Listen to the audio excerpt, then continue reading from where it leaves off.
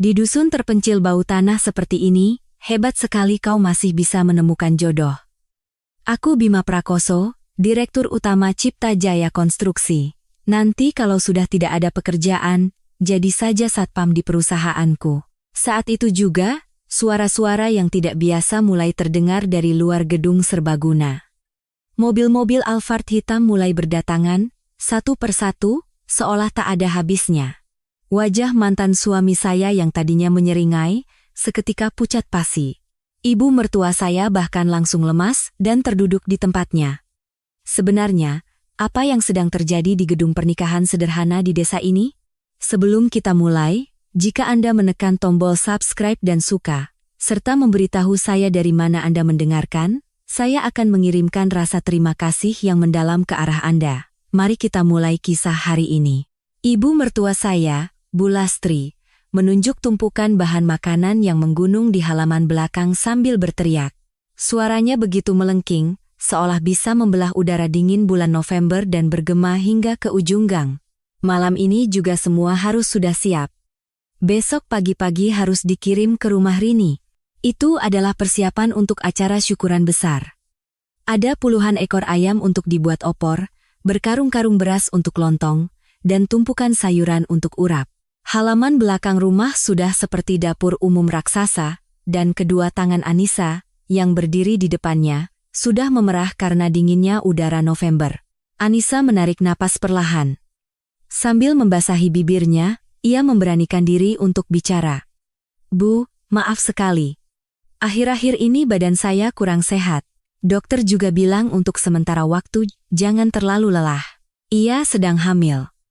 Mual di pagi hari membuatnya bolak-balik ke kamar mandi, dan bahkan hanya berdiri saja sudah membuatnya pusing. Hari-hari seperti itu terus berlanjut. Anissa yakin ibu mertuanya, Bu Lastri, tahu tentang kehamilannya. Ia percaya Bu Lastri akan mengerti. Betapa naifnya kepercayaan itu, ia sadari sesaat kemudian. Bu Lastri, yang sedang memegang gayung merah, tanpa ragu menyiramkan isinya ke punggung kaki Anissa. Air dingin itu menyiprat dari ujung kaki hingga ke betisnya. Jangan manja kamu. Hamil itu bukan penyakit. Waktu ibu melahirkan Bima dulu, sampai bulan ke-9 ibu masih kerja di sawah. Setelah mengucapkan kata-kata itu, Bu Lastri melenggang masuk ke dalam rumah. Dari arah gerbang, terdengar suara mobil Rini, adik iparnya.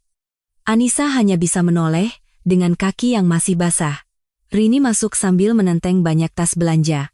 Lalu duduk di ruang tengah, dan mulai membuka keranjang buah. Mbak Anissa, sekalian tolong buatkan porsi lebih, ya untuk mertuaku. Kan tinggal dilebihkan saja waktu masak. Ya kan? Toh sekalian kerja. Toh sekalian kerja. Kata-kata itu terus terngiang di telinganya. Setelah mengucapkan itu, Rini mulai mengupas jeruk sambil menyalakan televisi. Anissa kembali ke halaman belakang dan mengisi ember besar dengan air dari keran. Air di bulan November terasa begitu dingin, seolah bisa membuat tangannya mati rasa. Saat ia mulai membersihkan sayuran satu persatu, ujung-ujung jarinya mulai kehilangan rasa, dari memerah, bengkak, hingga akhirnya tidak terasa apa-apa lagi. Anissa terus bekerja, seolah lupa akan rasa sakit di tangannya. Malam semakin larut. Rini, setelah makan malam dan menonton sinetron, pamit pulang sekitar jam 10 malam, dengan satu ucapan singkat, "Semangat ya, Mbak." Ibu mertuanya sudah mematikan lampu kamar dan tidur. Di halaman belakang yang luas itu, hanya ada Anissa seorang diri. Udara terasa membekukan. Ujung hidungnya memerah, dan napasnya mengeluarkan uap putih. Setiap kali mengangkat panci besar yang berat, rasa sakit yang tajam seperti tusukan menjalari pinggangnya.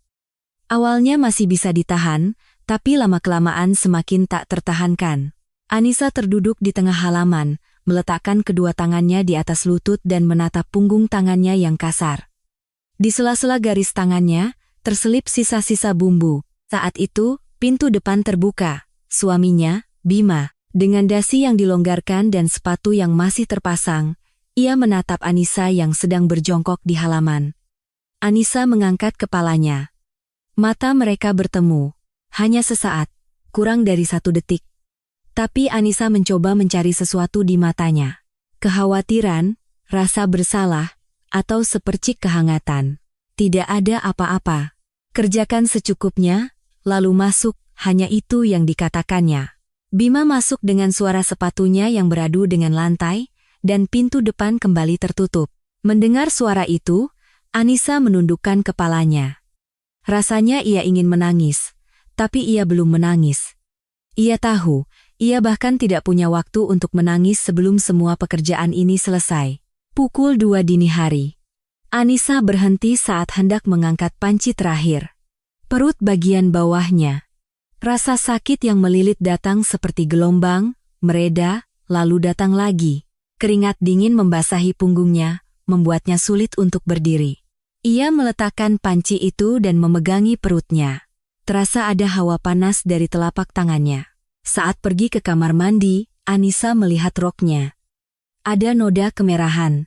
Wajahnya pucat pasi. Ia berlari ke kamar. Tangannya gemetar. Ia mengetuk pintu kamar Bima. Mas Bima. Tolong, lihat aku sebentar. Tidak ada jawaban. Ia mengetuk lagi, kali ini mendekatkan mulutnya ke celah pintu dan meninggikan suaranya. Ada darah. Sepertinya bayinya kenapa-kenapa. Mas, kita harus ke rumah sakit. Hening sejenak. Lalu terdengar suara orang menggeliat, diikuti suara Bima yang terdengar kesal, paling cuma kecapean. Besok pagi juga baikan, jangan berlebihan. Berlebihan, kata itu terngiang di telinganya. Anissa menyandarkan dahinya ke pintu, berdiri sejenak.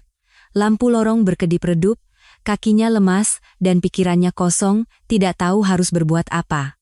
Tak lama, ia sadar dan mengeluarkan ponselnya untuk mencari nomor IGD, tapi jari-jarinya yang gemetar terus salah menekan. Layar kunci mati, lalu menyala lagi. Akhirnya, saat nada sambung terdengar, pandangannya kabur. Anissa pingsan di depan pintu utama. Suara bruk yang keras diikuti bunyi panci-panci yang terguling membuat ibu mertuanya, Bu Lastri, terkejut dan membuka pintu kamarnya. Melihat Anissa tergeletak di lantai, ekspresi Bu Lastri lebih menunjukkan kejengkelan daripada kekhawatiran. Aduh, anak ini kenapa lagi? Bu Lastri menggedor-gedor pintu kamar Bima. Bima, ambil air. Ia menyiramkan air dingin ke wajah Anissa sambil berteriak, bangun. Jangan pura-pura sakit. Tapi Anissa tidak bergerak sedikit pun. Barulah Bima keluar dari kamar. Melihat situasi itu, ia mengerutkan kening. Wajah Anissa yang pucat tanpa darah, dan noda kemerahan yang menyebar di lantai. Bima mendecakkan lidah singkat dan menelepon ambulans. Sebuah tindakan yang penuh dengan helaan napas kesal. Saat membuka mata, yang dilihatnya adalah langit-langit ruang gawat darurat. Bau desinfektan, suara orang di balik tirai, rasa asing dari jarum infus di punggung tangannya. Seorang perawat membuka tirai dan masuk. Anissa menatap perutnya. Tanpa sadar, tangannya bergerak ke atas perut. Perawat itu membuka mulut. Suaranya rendah dan hati-hati. Ibu, apa ibu bisa mendengar saya dengan jelas? Anissa mengangguk. Bayinya tidak bisa bertahan. Kalimat yang singkat, tenang, dan pasti. Anissa merasakan kata-kata itu perlahan tenggelam di dalam telinganya. Air mata mulai mengalir. Tanpa suara, hanya mengalir begitu saja. Ia memeluk perutnya yang terasa kosong dengan kedua tangannya dan menatap langit-langit dengan mata terbuka lebar. Air matanya mengalir ke samping telinga. Dengan tangan yang semalaman membersihkan sayuran, Anissa menangis sendirian di ruang gawat darurat yang sepi. Lalu, pintu kamar perawatan terbuka dengan suara keras. Ibu mertuanya, Bu Lastri. Entah betapa marahnya ia selama perjalanan di ambulans, begitu pintu terbuka, suaranya langsung meledak. Perempuan sialan. Perempuan pembawa sial. Suara Bu Lastri memenuhi ruangan. Itulah permulaannya. Pada malam ia kehilangan bayinya, neraka yang sesungguhnya bagi Anissa baru saja dimulai. Di kamar rumah sakit hari itu, Anissa belajar dengan jelas betapa kejamnya dunia bagi orang yang baru saja kehilangan seorang anak. Begitu membuka pintu, Bu Lastri langsung menyambar mangkuk bubur sumsum di meja samping tempat tidur, bubur yang disiapkan perawat untuk Anissa. Tangan Bu Lastri terangkat, dan mangkuk itu melayang ke arah wajah Anissa. Bubur hangat itu mengalir di pipi dan rambutnya. Pembunuh. Kamu sengaja melakukannya, kan? Kamu mau memutus garis keturunan keluarga kami. Suara Bu Lastri bergema hingga ke koridor. Terdengar langkah kaki berhenti di luar, dan pasien di kamar sebelah menahan napas. Pandangan orang-orang itu seolah menjadi minyak yang menyiram api. Bu Lastri semakin meninggikan suaranya dan membuka lebar pintu kamar.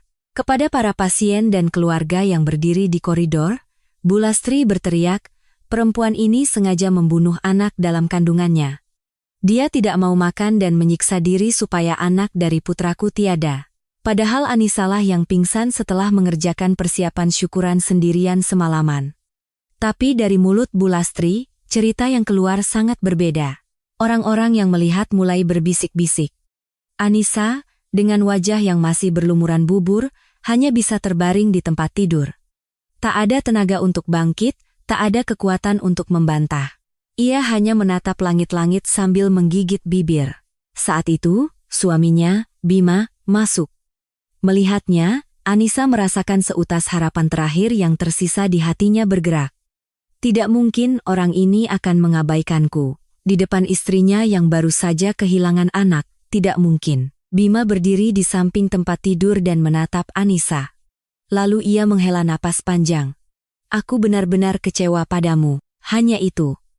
Bukan penghiburan, bukan permintaan maaf. Tatapannya seperti seorang atasan yang melihat karyawannya melanggar janji penting. Harapan terakhir Anisa putus tanpa suara. Bima memegang lengan ibunya dan mengajaknya pergi. Keduanya meninggalkan Anisa sendirian di kamar rumah sakit. Terdengar suara mereka berbisik-bisik di koridor, tapi Anisa tidak lagi mendengarkan. Ia menumpuk kedua tangannya di atas perutnya yang kosong dan memejamkan mata. Namun, saat itu Anisa tidak tahu. Percakapan pelan di koridor itu adalah awal dari sebuah rencana yang akan menghancurkan hidupnya sepenuhnya. 3 hari kemudian, ia boleh pulang. Bima datang menjemputnya ke rumah sakit. Tidak ada bunga, tidak ada kata-kata penghiburan. Hanya satu kalimat, ayo masuk mobil. Anisa naik ke kursi penumpang tanpa bicara. Di luar jendela, pohon-pohon bulan November yang meranggas berlalu. Setibanya di rumah, Bima memberikan minuman hangat kepada Anisa di dalam mobil. Itu adalah pertama kalinya. Karena sikap manis seperti ini adalah yang pertama, Anisa tidak curiga. Kamu harus pulih. Minumlah. Anisa menerima cangkir itu dan meminumnya sedikit demi sedikit. Rasanya manis dan lembut, seperti teh herbal. Tiba-tiba rasa lelah yang luar biasa menyerangnya. Begitu masuk kamar dan berbaring, kelopak matanya terasa berat. Ia terlelap dengan sangat cepat. Baru kemudian Anisa tahu bahwa itu adalah obat tidur. Saat terbangun, ada seorang pria asing di dalam kamarnya.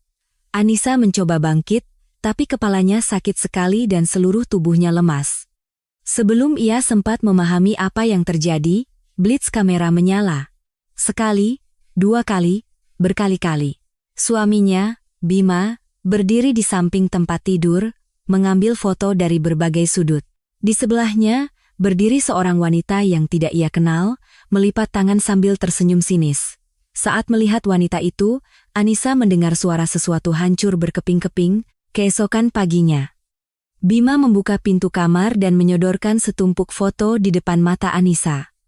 Foto-foto Anisa yang sedang tidur bersama pria asing. Setiap sudut, setiap pencahayaan, diatur dengan cermat. Hanya dengan melihatnya saja sudah membuat perutnya mual. Tangan Bima terangkat dan menampar pipi Anisa. Perempuan murahan. Pipinya terasa panas. Telinganya berdengung. Anisa memegangi pipinya sambil terhuyung. Ini apa? Aku tidak. Aku bahkan tidak tahu siapa pria itu. Mas, aku tidak melakukan apa-apa. Kata-katanya tidak keluar dengan lancar. Suaranya serak. Bima tidak mendengarkannya. Matanya adalah mata orang yang tidak punya niat untuk mendengar. Dingin dan tenang, seolah semua berjalan sesuai rencana. Bu Lastri masuk ke kamar. Seolah sudah menunggu, ia berkali-kali menampar pipi Anisa sambil melontarkan kata-kata kotor. Suara mereka tumpang tindih. Suara tamparan berulang-ulang. Anisa hanya bisa berdiri di sana, tidak bisa menangkis. Baik tubuhnya maupun kata-katanya. Bima menempelkan foto-foto rekayasa itu ke dada Anissa. Aku bisa menuntutmu dengan ini. Pilih, tanda tangani surat cerai tanpa pesangon sepeser pun, atau lihat foto-foto ini tersebar di pengadilan. Rasa sakit hati memenuhi kerongkongannya, tapi tak ada kata yang keluar. Air mata pun tidak. Anissa baru tahu hari itu, jika terlalu terkejut, air mata pun bisa berhenti mengalir. Bima mulai memasukkan pakaian Anissa ke dalam kantong sampah. Membuka laci, memasukkan pakaian dalamnya. Setelah kantong itu penuh, ia melemparnya keluar pintu, terdengar suara gedebuk. Anissa berdiri di depan pintu, bahkan tanpa sempat memakai sandal dengan benar. Dari ujung gang, tercium aroma parfum yang familiar, wanita yang semalam ada di kamarnya. Melihat Anissa, wanita itu tersenyum santai. Mas Bima itu dari dulu memang milikku. Anissa tidak menjawab apa-apa, tidak bisa. Pintu gerbang dibanting keras. Terdengar suara Bu Lastri dari balik pintu. Mau mati kelaparan di luar sana, terserah. Hujan turun, entah sejak kapan. Anissa berdiri di tengah hujan dengan kaki telanjang. Sebuah kantong sampah tergeletak di samping kakinya. Air hujan yang dingin membasahi punggung kakinya, mengalir dari rambutnya. Hatinya hancur, isak tangis meledak tanpa suara. Ia mencoba membekap mulutnya, tapi sia-sia. Tangisan yang menggetarkan seluruh tubuhnya. Kenangan saat harus menyiapkan syukuran sendirian saat hamil muda, tangisan sendirian di kamar rumah sakit setelah keguguran, menjadi korban foto rekayasa setelah diberi obat tidur, semua itu datang serentak. Di bawah kaki Anissa yang berdiri sendirian di tengah hujan, air dingin mengalir. Tidak ada lagi tempat untuk kembali. Bus malam itu melaju tanpa henti. Anissa duduk di dekat jendela, menyandarkan dahinya ke kaca yang dingin dan memejamkan mata. Sebuah koper usang ada di bawah kakinya. Hanya itu, fakta bahwa dari rumah yang ia tinggali selama 3 tahun, yang ia bawa hanyalah sebuah koper, seolah memberitahunya seperti apa posisinya di rumah itu.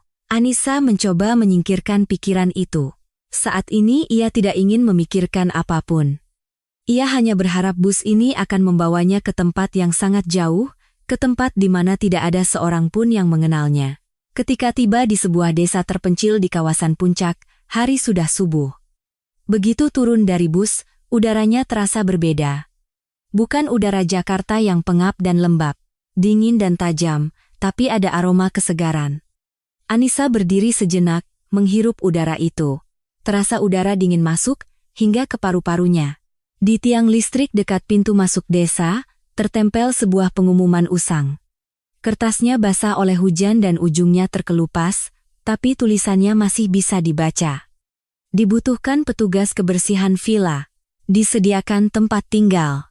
Anissa berdiri sejenak di depannya, lalu menyeret kopernya berjalan ke arah yang tertera di pengumuman. Pasangan pemilik villa menatap wanita asing yang datang di waktu subuh itu dengan curiga. Tapi di mata Anissa, tidak ada tatapan memohon atau merendah, hanya ada kelelahan. Mata orang yang sudah sangat lama lelah. Ibu pemilik villa menyerahkan kunci kamar tanpa banyak bicara. Sejak hari itu, kehidupan baru Anissa dimulai. Bangun jam 6 pagi, menyapu koridor villa, menyiram pembersih di setiap kamar mandi, berlutut menggosok kotoran di sela-sela keramik. Bau pembersih yang menyengat menusuk hidungnya, tapi ia tidak peduli. Tangannya menjadi kasar, setiap ruas jarinya pecah-pecah, tapi itu pun tidak apa-apa.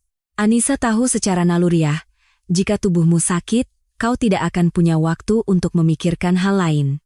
Malam hari, ia kembali ke kamarnya yang sempit. Jendelanya kecil. Angin musim dingin menyusup melalui celah pintu. Saat meringkuk di bawah selimut tipis, lututnya menyentuh dinding. Anissa tidak membenci kamar itu. Tidak ada yang masuk, tidak ada yang berteriak, tidak ada yang menampar pipinya. Hanya dengan itu saja, kamar sempit itu sudah menjadi tempat yang cukup aman baginya. Rasa sakit karena keguguran datang setiap malam. Saat mematikan lampu dan memejamkan mata, sensasi perutnya yang kosong kembali terasa. Langit-langit ruang gawat darurat, suara perawat, bayinya tidak bisa bertahan. Kalimat singkat itu terus terulang di telinganya. Setiap kali seperti itu, Anissa akan menyingkap selimutnya, bangkit, dan berjalan di dalam kamarnya. Berjalan mondar-mandir di kamar seluas 2x3 meter, berbaring lagi, lalu bangkit lagi. Bahkan di hari-hari saat ia bekerja hingga tubuhnya terasa remuk, ada malam-malam di mana ia tidak bisa tidur. Pada malam-malam seperti itu, ia hanya menatap gunung di luar jendela. Gunung yang hitam dan besar berdiri diam dalam kegelapan. Tidak mengatakan apa-apa, tidak meminta apa-apa. 2 bulan berlalu seperti itu. Dan malam itu tiba. Hujan deras. Seluruh gunung seolah bergemuruh. Setiap kali petir menyambar, jendela kaca villa bergetar. Suara hujan yang menghantam atap begitu keras, hingga sulit untuk berbicara. Anissa sedang melipat pakaian di kamarnya. Saat itulah, dari arah belakang gunung, terdengar suara gemuruh yang keras. Bukan suara petir. Suara logam yang bengkok, suara sesuatu yang keras menggelinding jatuh ke bawah tebing. Anissa berhenti sejenak, lalu mengambil senter. Ia melangkah keluar ke tengah hujan. Tidak ada yang menyuruhnya, tidak ada yang memintanya, tapi entah kenapa ia merasa harus pergi melihat. Ia menuruni lereng yang licin hanya dengan berbekal senter. Ranting-ranting pohon mencakar wajahnya, tanah liat menempel di telapak tangannya. Kakinya tergelincir dan ia jatuh berlutut, tapi ia tidak berhenti. Di bawah tebing, ada sebuah sedan yang terbalik. Saat ia menyorotkan senter, asap mengepul dari badan mobil. Kaca jendela hancur berkeping-keping, dan di atas genangan air hujan, sesuatu seperti minyak menyebar. Anissa mendekati mobil itu dan mengintip ke dalam melalui jendela yang pecah. Ada orang di dalamnya. Berlumuran darah. Darah mengalir dari dahinya ke leher. Tubuhnya terikat sabuk pengaman dengan kepala terkulai. Ia masih bernapas. Dadanya naik turun, sangat lemah, tapi jelas terlihat. Anissa mengulurkan tangannya. Ia memasukkan tangannya melalui kaca yang pecah, dan pecahan kaca menggores punggung tangannya. Rasa sakit yang tajam menjalar hingga ke pergelangan, tapi ia tidak berhenti. Darah mengalir. Dalam hujan yang dingin dan gelap, darah Anissa dan darah pria itu bercampur dengan air hujan. Ia mencoba menekan tombol pelepas sabuk pengaman, tapi sepertinya rusak karena benturan dan tidak bergerak sama sekali. Anissa mengeluarkan pisau lipat kecil dari sakunya dan memotong sabuk itu. Saat itu, terdengar suara kresek-kresek dari mobil. Percikan api. Api itu menjalar ke arah genangan minyak. Anissa mengertakkan gigi dan memasukkan kedua lengannya ke ketiak pria itu. Posturnya tinggi, hampir 190 cm. Saat ia menariknya, ujung kakinya terangkat dari tanah. Kakinya tergelincir di tengah hujan, hampir jatuh, tapi ia terus menariknya, selangkah demi selangkah. Saat ia merasa sudah cukup jauh dari mobil, terdengar suara api berkobar dari belakangnya. Anissa terduduk, hampir pingsan. Lututnya terbenam di lumpur. Di tengah hujan, ia menatap wajah pria itu. Luka di dahinya dalam, bibirnya pucat, tapi ia masih bernapas. Anissa memeriksa denyut nadinya dengan tangannya yang basah. Ia masih hidup. Butuh lebih dari 1 jam bagi Anissa untuk membawa pria itu ke kamarnya. Kakek pemilik villa datang terlambat untuk membantu, dan setelah menghubungi puskesmas desa, seorang mantri datang untuk visit. Sambil menjahit luka di dahi dan pinggang pria itu serta memasang infus, mantri itu berkata pelan, "Anda cepat sekali memindahkannya. Telat sedikit saja, bisa berbahaya." Pria itu mulai demam tinggi malam itu. 39-40 derajat. Setiap kali demamnya naik, ia mengerang dan mengigaukan kata-kata yang tidak bisa dimengerti. Anissa berjaga semalaman, membasahi handuk dengan air dingin, memerasnya. Setiap 2 jam ia mengukur suhunya, dan jika demamnya naik, ia meletakkan handuk dingin di dahi dan lehernya. Ia tidak mengantuk meski tidak tidur. Hanya ada satu pikiran di kepalanya, ia harus menyelamatkan orang ini. Nenek pemilik villa, yang siang harinya mengintip ke dalam kamar, mendecakkan lidah. "Kenapa kamu bawa orang yang tidak dikenal ke sini? Bagaimana kalau terjadi apa-apa?" Anissa mengangkat kepala dan menjawab dengan tenang. "Biaya pengobatannya akan saya tanggung sendiri. Saya tidak akan merepotkan." Nenek itu tidak berkata apa-apa lagi. Pagi hari ketiga, demamnya mulai turun. Wajah pria itu tidak lagi memerah, dan napasnya yang tadinya berat mulai teratur. Anissa, yang sedang menjemur handuk, mengintip ke dalam kamar. Saat itulah, mata pria itu terbuka. Ia sedang menatap kosong ke langit-langit. Saat Anissa masuk ke kamar, pandangan pria itu perlahan beralih, mata mereka bertemu. Tatapan matanya aneh, bingung, kosong. Tapi juga seolah sedang mati-matian mencari sesuatu. Pria itu membasahi bibirnya. Sepertinya tenggorokannya kering, suaranya tidak keluar dengan benar. Anissa membantunya minum dari gelas. Setelah minum sedikit, ia bertanya dengan suara rendah, "Ini di mana?" Anissa menjawab, "Ini di sebuah villa di puncak. 2 hari yang lalu, saya menemukan Anda di lokasi kecelakaan." Pria itu terdiam sejenak, lalu bertanya lagi. Suaranya semakin rendah, "Saya ini siapa? Kenapa saya di sini? Dari mana saya datang? Saya tidak ingat apa-apa." Kata-kata itu menggantung pelan di udara. Anissa menatap pria itu. Dahinya diperban, bibirnya masih pucat, dan tatapan matanya goyah seperti orang yang tersesat. Anissa menatapnya sejenak, lalu perlahan meletakkan tangannya di atas tangan pria itu yang kasar. "Tidak apa-apa. Anda bisa tinggal di sini sampai ingatan Anda kembali." Kalimat yang singkat. Tapi saat mendengarnya, kegelisahan di mata pria itu tampak sedikit mereda, terdengar suara burung dari luar. Pagi di puncak setelah hujan deras terasa begitu cerah hingga menyilaukan mata. Anissa membuka jendela sedikit. Udara sejuk merayap masuk ke dalam kamar. Saat itu, Anissa sama sekali tidak tahu bahwa pria itu adalah Dava Wijaya, pemimpin Mahakarya Group, perusahaan konstruksi raksasa di Indonesia. Dan musim yang mereka habiskan di villa terpencil ini akan mengubah hidup mereka berdua selamanya. Baginya, ia hanya telah menyelamatkan 1 nyawa, dan itu sudah cukup. Seperti apa orang yang kehilangan ingatan? Awalnya, Anissa berpikir pria itu akan sedikit linglung dan tidak berdaya. Bagaimanapun, ia adalah orang yang terdampar di tempat asing tanpa tahu apa-apa. Tapi Dava berbeda. Setelah demamnya turun dan tubuhnya mulai pulih, ia tidak hanya berbaring. Ia bangkit dan melakukan sesuatu. Jika melihat tumpukan kayu bakar di halaman, ia akan mengambil kapak. Jika melihat daun-daun kering menumpuk di bawah atap villa, ia akan mencari sapu. Jika Anissa melarangnya, ia akan menggelengkan kepala pelan. Kalau diam saja, rasanya lebih aneh. Kata-kata itu entah kenapa menyentuh hati Anissa. Orang ini juga, jika diam saja, pasti ada sesuatu yang muncul di pikirannya. Anissa tidak melarangnya lagi. Dava, dengan pakaian kerja usang yang diberikan Anissa, menyapu halaman villa. Pria tinggi besar dengan bahu lebar memegang sapu lidi tua dan mengumpulkan daun-daun kering. Pemandangan itu terasa sedikit janggal, namun juga alami.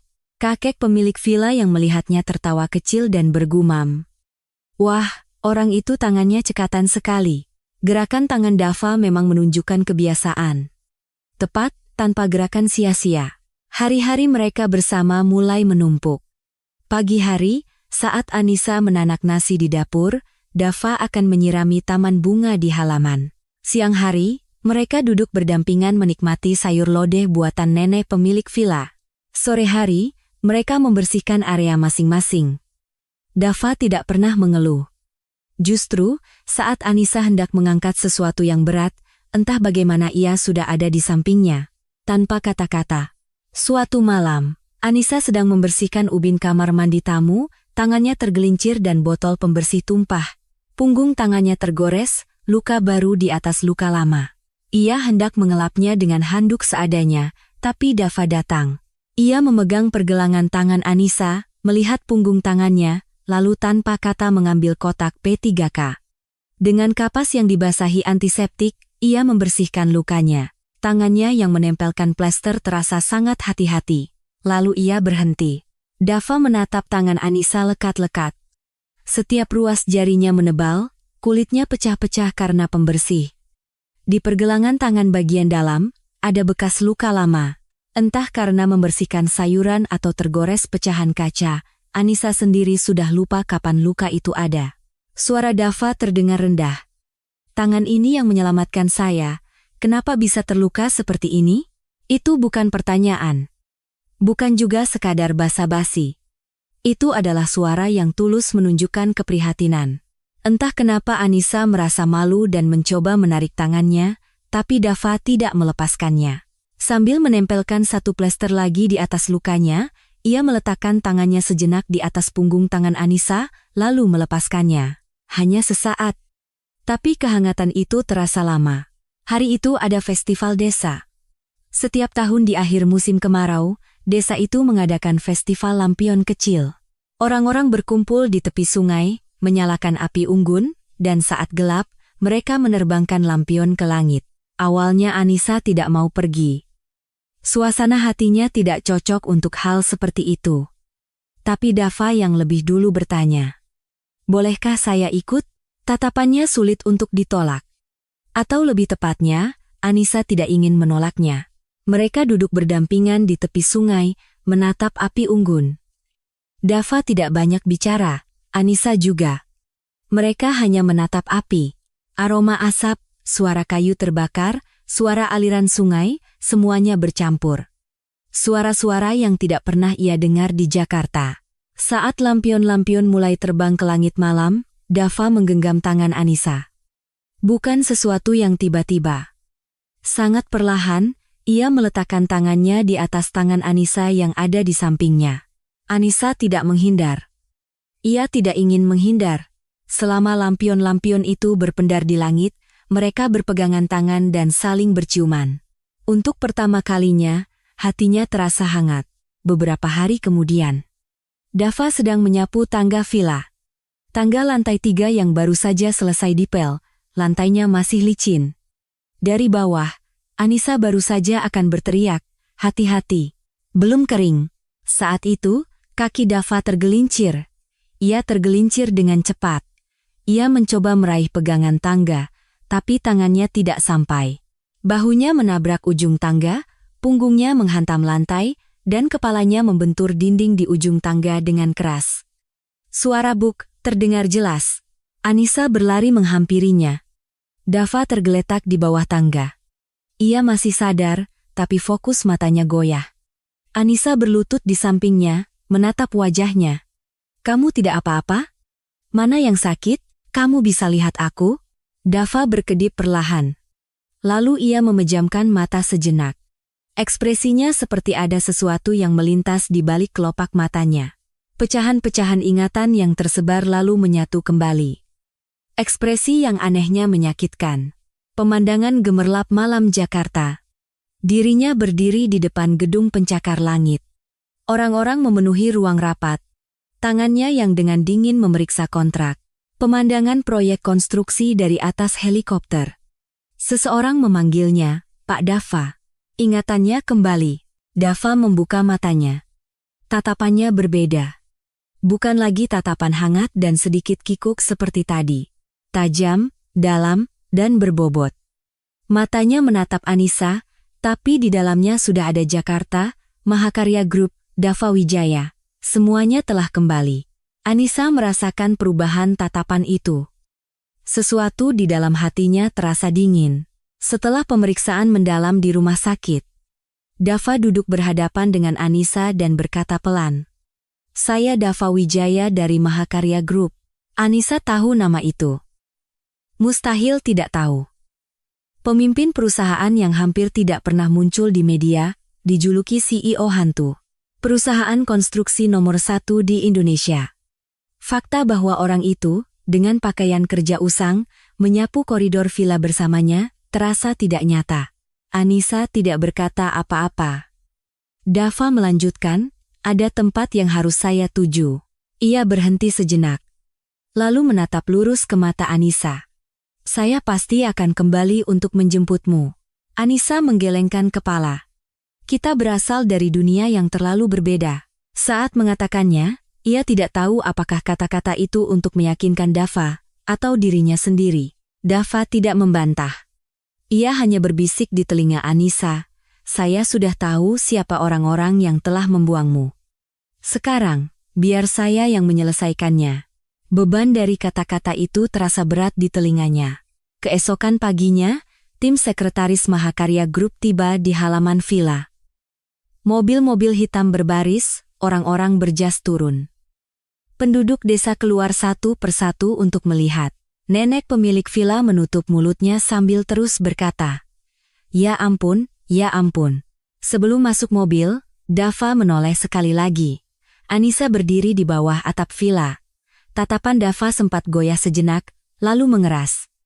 Pintu limosin tertutup. Anissa terus menatap mobil-mobil itu hingga keluar dari jalan tanah. Bahkan setelah debu mereda, ia masih berdiri di sana untuk waktu yang lama. Ia menatap tangannya. Masih ada plester di sana.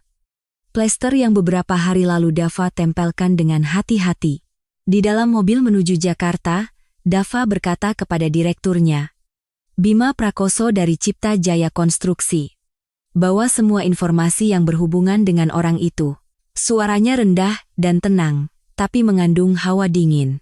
Sementara itu, di desa terpencil, ponsel usang Anissa berdering. Untuk pertama kalinya dalam 3 tahun. Melihat nama penelepon di layar, tangan Anissa terhenti. Ayahnya. Ayahnya terbaring di ranjang rumah sakit. Saat Anissa membuka pintu kamar, Pak Suryo, ayahnya, sedang menatap langit-langit dengan selang oksigen terpasang. Dulu ia adalah orang yang menguasai dunia finansial Indonesia, sekarang punggung tangannya ditancapi selang infus. Anissa berdiri sejenak di ambang pintu. 3 tahun. Selama 3 tahun ia tidak melihat wajah maupun mendengar suara ayahnya. Pak Suryo perlahan menoleh. Matanya mengenali putrinya. Tangannya yang kekar keluar dari selimut, terulur ke arah Anissa. Anissa menggenggam tangan itu. Tidak ada kata yang keluar. Suara ayahnya rendah dan serak, tapi jelas. Ibu tirimu mau mengambil alih seluruh perusahaan.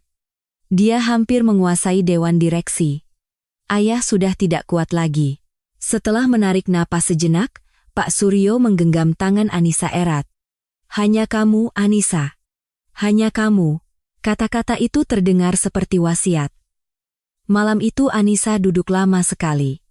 Sambil memegang tangan ayahnya, ia menatap pemandangan malam Jakarta di luar jendela. Lampu-lampu kota berkelip di atas permukaan sungai. Menatap cahaya itu, pintu kenangan yang lama tertutup perlahan terbuka. Ibunya meninggal saat Anissa berumur 12 tahun. Kekosongan yang ditinggalkannya terisi lebih cepat dari yang diperkirakan. Saat Anissa masuk SMP, ayahnya membawa seorang wanita baru ke rumah.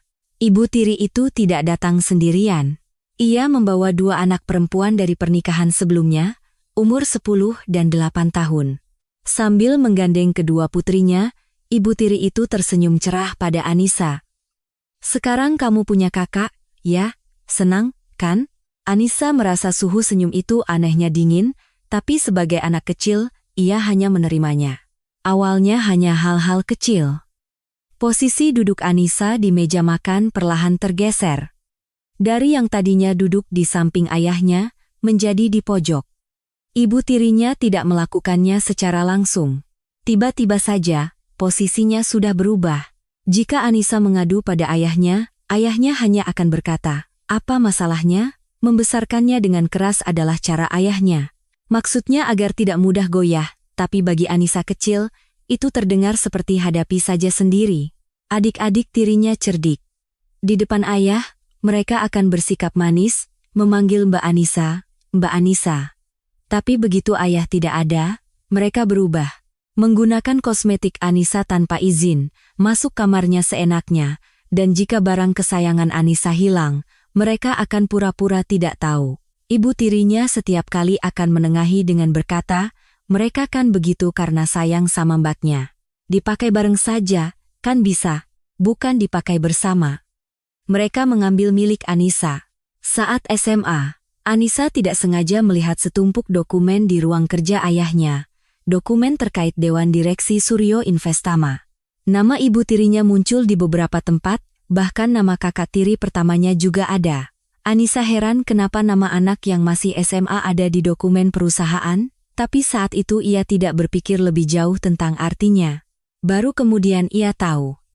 Itu adalah cara ibu tirinya perlahan-lahan menggerogoti perusahaan. Saat Anissa masuk universitas, ibu tirinya semakin berani. Ia mengubah kamar Anissa menjadi ruang belajar adik-adik tirinya. Sambil memindahkan barang-barang Anissa ke gudang kecil, ibu tirinya berkata sambil tersenyum, "Anissa, kamu kan sebentar lagi juga menikah. Tidak perlu punya kamar sendiri." Anissa masih ingat betapa dinginnya senyum itu. Adik-adik tirinya semakin dewasa, semakin mirip dengan ibu mereka. Saat Lebaran, ketika sanak saudara berkumpul, kakak tiri pertamanya akan berkata nyeletuk, "Mbak Anissa itu benar anak kandung ayah, ya? Kok tidak mirip sama keluarga kita?" Saat kerabat tertawa canggung, ibu tirinya akan berpura-pura melarang, "Has, jangan bicara begitu." Berpura-pura melarang, tapi sebenarnya memastikan semua orang mendengar kata-kata itu. Ayahnya, di saat seperti itu, tetap asyik membaca koran. Saat Anissa berumur 25 tahun, ibu tirinya memanggilnya pelan. Sambil menyodorkan secangkir teh, ia tersenyum hangat. Senyum yang sudah lama tidak ia lihat, jadi Anissa duduk. "Anissa, kamu kan sudah dewasa sekarang. Aku akan bicara jujur." Ibu tirinya meletakkan cangkir tehnya pelan. "Perusahaan ayah, jangan harap akan jatuh ke tanganmu. Ada anak-anakku. Kalau aku serakah, rumah ini akan jadi ribut. Menikahlah diam-diam dengan orang baik. Itu lebih baik untuk kita semua." Lalu ia merendahkan suaranya. "Ibumu dulu juga karena terlalu berambisi, hidupnya jadi susah. Kamu jangan seperti itu." Saat ia membawa-bawa nama ibunya, pikiran Anissa menjadi kosong. Tangannya gemetar, tapi ia mencoba menyembunyikannya dengan menggenggam cangkir teh erat-erat. Ia berpikir harus memberitahu ayahnya. Tapi ayahnya, seperti biasa, tidak ada. Sedang dinas luar. Selalu begitu. Di saat-saat genting, ayahnya tidak pernah ada, dan Anissa selalu sendirian. Musim hujan tahun itu, Anissa pergi dari rumah. Ia menyembunyikan identitasnya bukan karena punya rencana besar, ia hanya lelah. Sejak kecil ia tahu, begitu nama putri Pak Suryo dari Suryo Investama melekat, segalanya akan berubah menjadi hubungan kepentingan. Teman sekolah, teman kencan buta, semua orang yang mendekatinya melihat putri Suryo Investama, bukan Anissa sebagai pribadi. Ia hanya ingin, sekali saja, bertemu dengan orang yang melihatnya apa adanya, tanpa embel-embel nama itu. Jadi, ia tidak mengisi informasi orang tua di CV-nya. Ia diterima bekerja di sebuah perusahaan ekspor-impor kecil, dan di acara makan malam kantor, ia bertemu Bima. Bima sama sekali tidak tahu bahwa Anissa adalah putri dari Suryo Investama. Ia hanya melihatnya sebagai seorang karyawati yang ceria dan cantik. Anissa menyukai tatapan itu. Untuk pertama kalinya, ia merasa dilihat sebagai seorang individu. Setelah setahun berpacaran, mereka menikah. Betapa naifnya keputusan itu, Anissa mulai menyadarinya sejak hari pertama pernikahan. Kenangan itu berhenti di sana. Anissa berkedip. Lampu-lampu Jakarta masih berkelip di luar jendela rumah sakit. Tangan ayahnya gemetar pelan di dalam genggamannya. Anissa menggenggam tangan itu lebih erat. "Tidak apa-apa, ayah. Sekarang, biar aku yang urus." Keesokan paginya, di lobi kantor pusat Suryo Investama, terdengar suara sepatu hak tinggi. Anissa. Ia mengenakan setelan biru tua yang sederhana, tapi langkahnya berbeda. Ia tidak menunduk, pandangannya tidak goyah. Para staf di lobi serentak mengangkat kepala. Dari ruang direksi, ibu tirinya keluar, diikuti oleh adik-adik tirinya. Mata ibu tirinya menatap Anissa dari atas ke bawah. "Loh, ini siapa? Entah habis melakukan apa di desa, tapi ini bukan tempat untuk sembarang orang masuk." Adik tirinya melipat tangan dan menimpali. "Entah ayah bisa bertahan berapa lama lagi, tapi perusahaan ini sudah kami bereskan. Sebaiknya Mbak diam saja." Kata-kata lama itu terngiang kembali. "Menikahlah diam-diam dengan orang baik, itu lebih baik untuk kita semua." Anissa membuka tas tangannya. Ia mengeluarkan sebuah amplop coklat dan menyodorkannya di depan ibu tirinya, surat kuasa saham. Dengan tanda tangan ayah, wajah ibu tirinya mengeras. Di dalam amplop itu ada surat kuasa saham yang sudah disiapkan Pak Suryo. Seluruh saham mayoritas Suryo Investama dilimpahkan atas nama Anissa. Ibu tirinya mencoba merebutnya, tapi Anissa lebih dulu memberikannya kepada sekretarisnya. Tolong sampaikan ke tim legal. Hanya itu. Bibir ibu tirinya bergetar, tapi tidak ada yang bisa ia katakan. Apa yang telah ia bangun selama lebih dari 20 tahun runtuh di hadapan selembar kertas. Anissa melewati mereka dan membuka pintu ruang kerja direktur utama. Pemandangan Jakarta terhampar di luar jendela. Anissa duduk di kursi dan membuka dokumen pertama. Ini baru permulaan. Sementara itu, di kantor Cipta Jaya Konstruksi, suasananya sangat berbeda. Bima menatap tumpukan dokumen di mejanya sambil memijat pelipis. Sudah 2 bulan sejak mereka gagal memenangkan tender proyek kota baru senilai triliunan rupiah.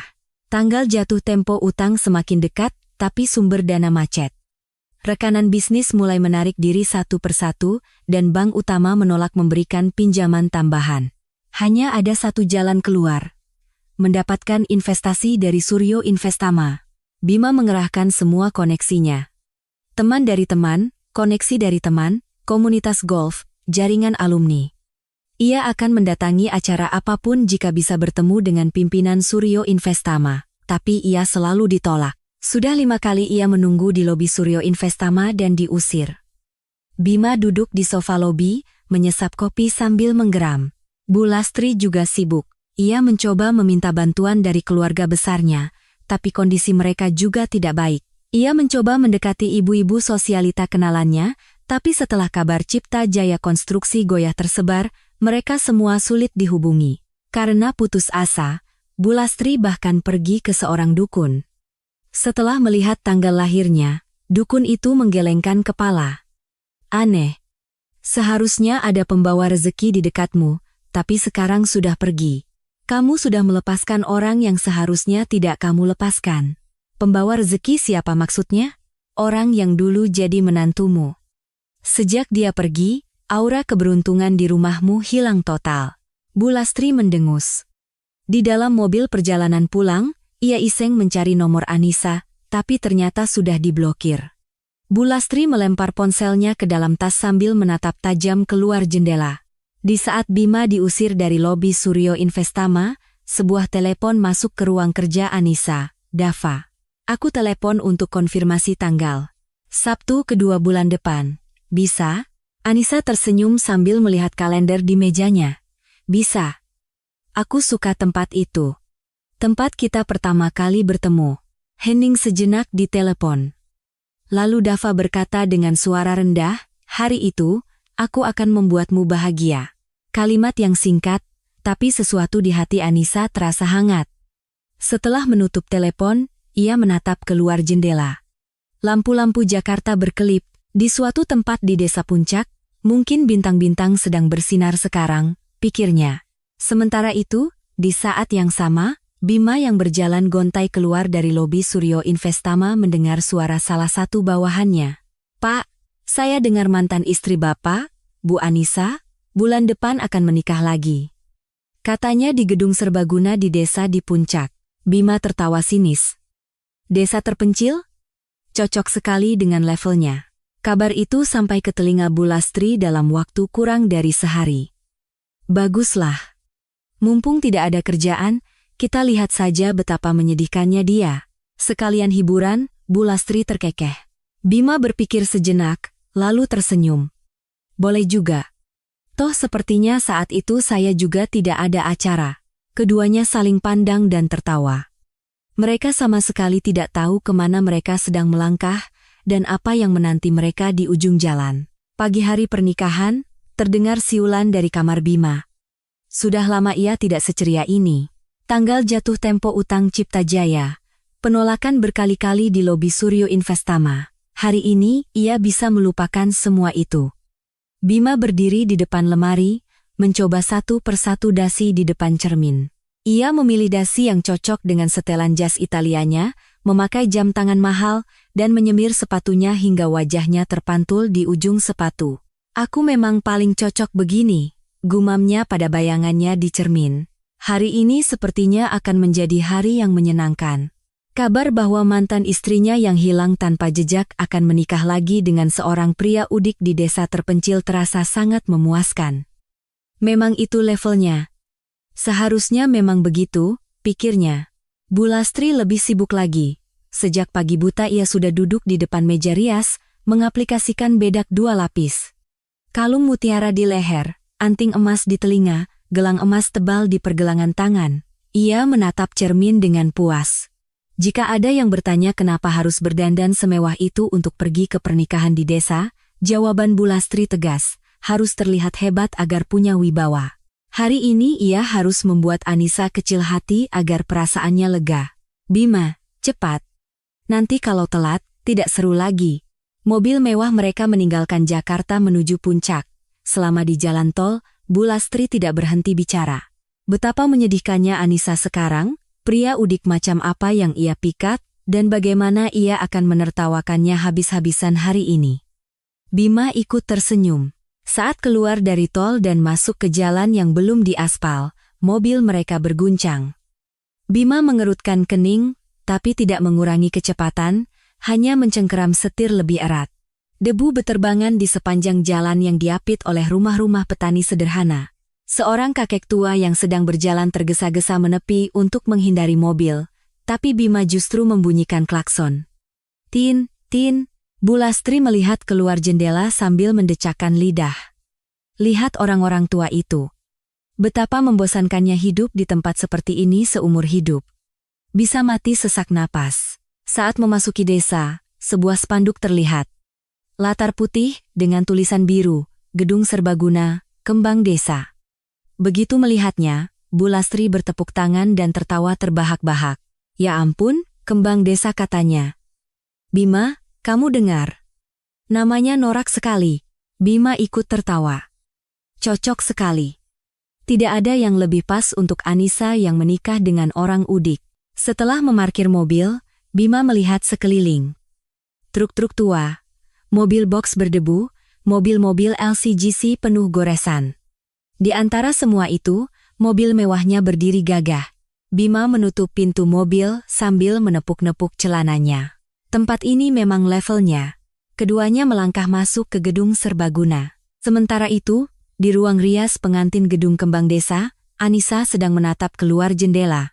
Ia mengenakan gaun pengantin putih bersih, tanpa rendah atau hiasan berkilauan. Siluetnya sederhana, tanpa lengan panjang atau belahan dada yang dalam. Garis pinggangnya mengalir lembut ke bawah, menciptakan jatuhan yang alami. Tergantung sudut cahaya, tekstur kainnya tampak hidup. Sederhana tanpa hiasan, tapi kesederhanaan itu justru menciptakan keanggunan yang luar biasa. Jika ada orang yang sedikit saja mengerti dunia mode, mereka akan langsung tahu. Gaun itu adalah karya seorang desainer adibusana ternama di Indonesia. Harga per meter kainnya saja setara dengan harga sebuah gaun pengantin biasa. Di luar jendela, langit puncak terlihat. Tinggi dan cerah. Anissa menatap langit itu sejenak. Ia teringat hari pertama tiba di desa ini. Subuh, udara dingin, menyeret sebuah koper usang, berdiri di depan tiang listrik. Apakah diriku yang dulu bisa membayangkan hari ini?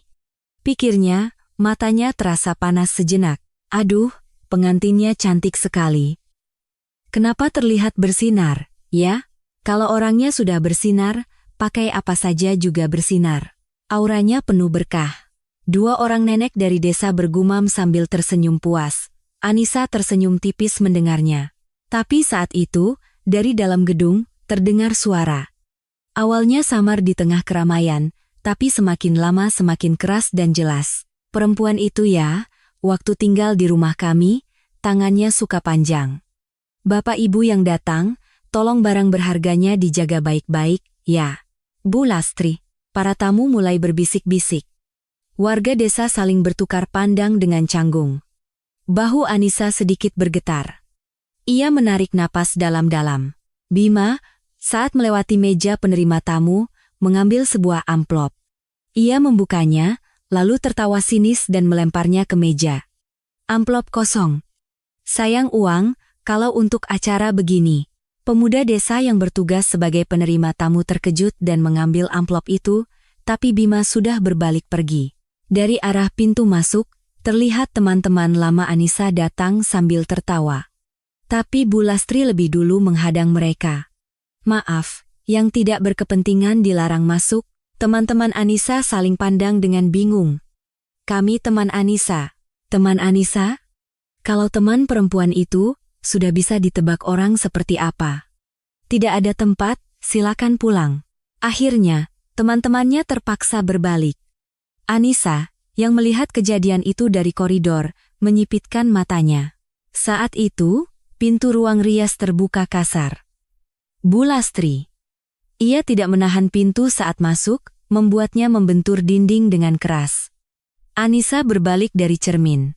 Bu Lastri berjalan mendekat dan menginjak ujung gaunnya. Noda sepatu Bu Lastri tercetak di gaun putih itu.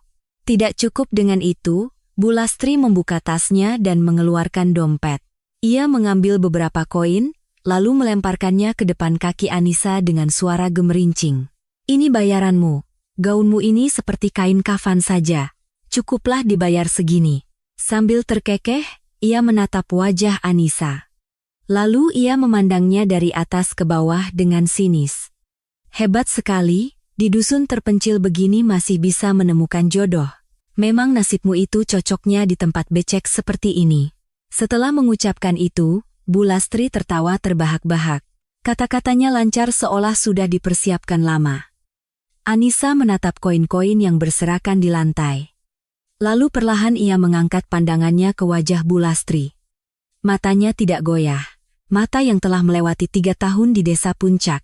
Mata yang telah melewati rasa sakit keguguran, fitnah rekayasa, dan malam saat ia berdiri di tengah hujan dengan kaki telanjang. Di depan mata itu, tawa Bu Lastri sempat goyah, sangat singkat. Ibu. Anissa membuka mulut. Suaranya rendah dan jelas. Hari ini adalah hari paling berharga dalam hidup saya. Tolong segera buang sampah yang tidak pantas berada di sini. Sampah. Saat kata itu jatuh di udara, wajah Bu Lastri memerah padam, matanya seolah mau keluar. Tangannya terangkat, mengarah ke wajah Anissa, seperti yang ia lakukan 3 tahun lalu di rumah sakit. Saat itu, dari koridor, terdengar suara pria. Bima. Woi, Anissa, pengantin prianya mana? Ruang tunggunya di sebelah mana? Mendengar suara itu, Bu Lastri perlahan menurunkan tangannya, sambil mendecakkan lidah. Lihat saja. Ini belum berakhir. Bu Lastri keluar dari ruang rias. Anissa menatap cermin. Noda sepatu masih ada di ujung gaunnya. Anissa mengulurkan tangan dan mengusap noda itu pelan. Tidak apa-apa. Hari ini, semua ini akan berakhir. Bima sedang berjalan-jalan di koridor gedung. Di mana lagi aku bisa melampiaskan amarah? Pikirnya, matanya berkeliling. Ia melihat ruang tunggu pengantin pria. Ada seorang pria asing duduk sendirian di sana. Terlihat dari samping, penampilannya biasa saja. Memang memakai jas, tapi tidak ada yang istimewa. Di mata Bima, ia hanya terlihat seperti orang udik dari desa. Jadi itu pria yang dipikat Anissa. Bima tersenyum sinis dan berjalan mendekat. Pria itu tidak menoleh meski Bima sudah dekat. Ia sedang menatap keluar jendela. Bima tidak suka dengan sikap acuh tak acuh itu. Ia menepuk-nepuk bahu pria itu. Hei, kamu ya? Yang mau memungut Anissa? Pria itu perlahan menoleh. Matanya yang menatap Bima tenang. Ia tidak mengatakan apa-apa.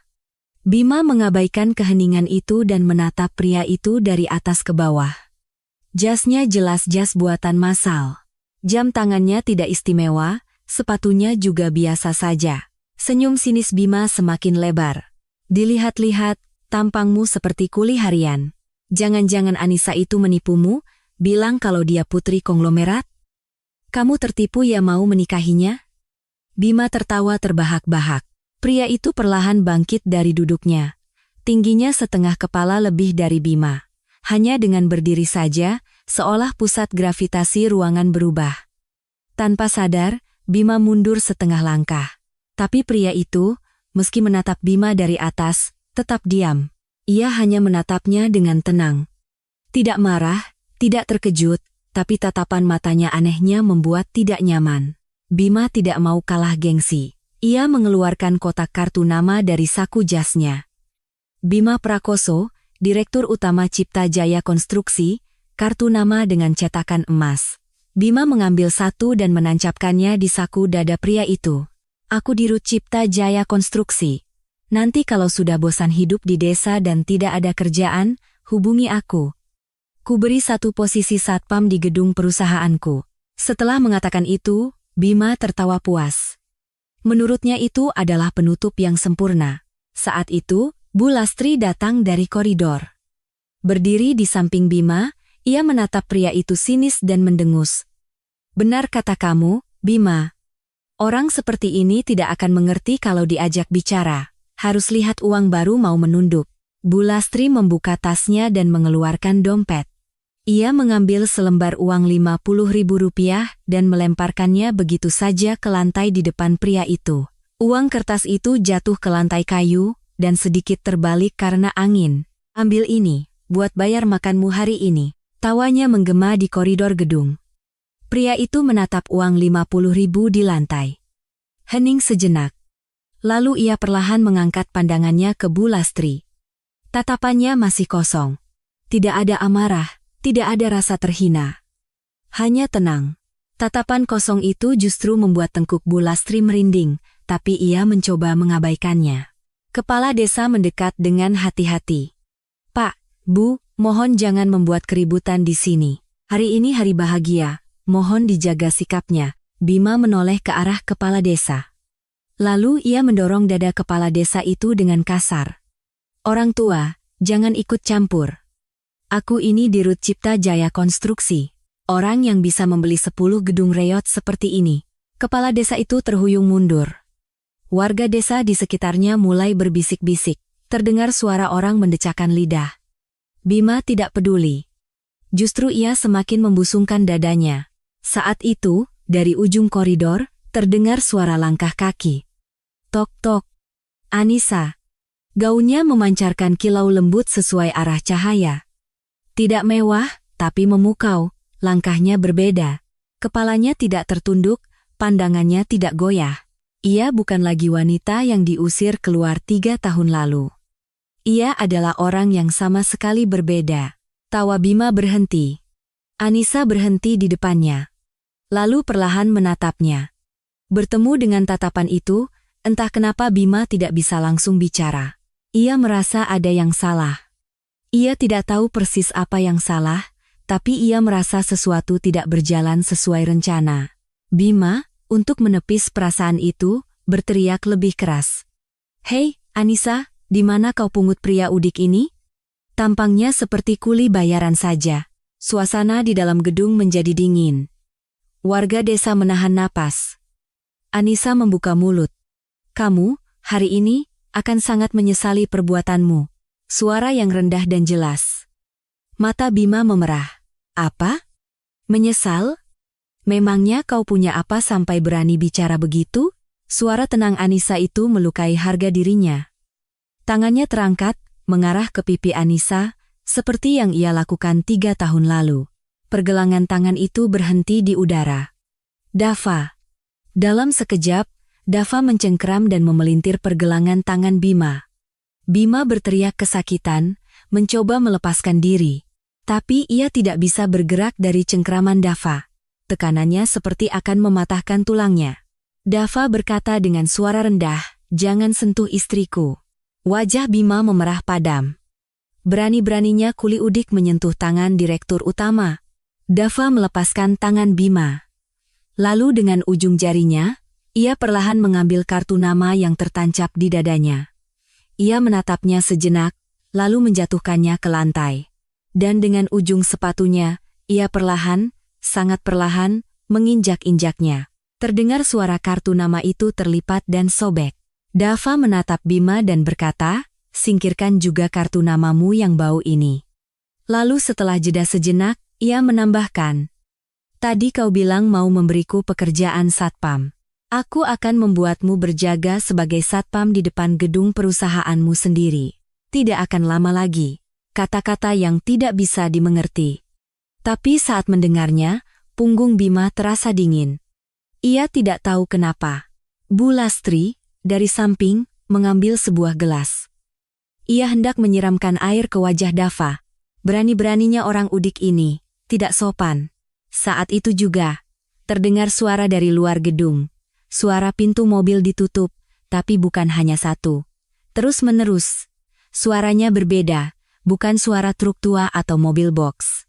Rendah, berat, tapi halus. Suara yang hanya dimiliki mobil-mobil sangat mahal, terdengar tanpa henti.